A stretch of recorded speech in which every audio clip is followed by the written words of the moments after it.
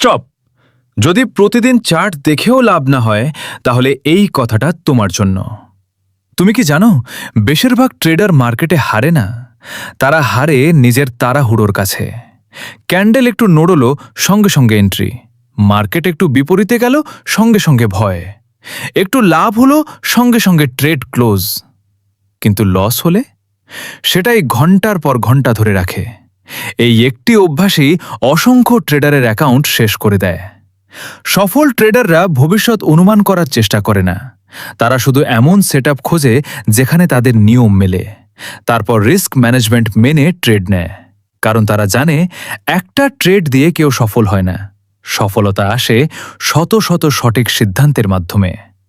তাই আজ থেকে চার্টের দিকে শুধু লাভের আশায় তাকিও না, এমনভাবে ট্রেডিং শেখো যেন আগামী 5 বছর পরেও আত্মবিশ্বাস নিয়ে মার্কেটে থাকতে পারো। কারণ ট্রেডিংয়ে টিকে থাকাই প্রথম জয়, আর ধারাবাহিকভাবে ভালো সিদ্ধান্ত নেওয়াই আসল সফলতা।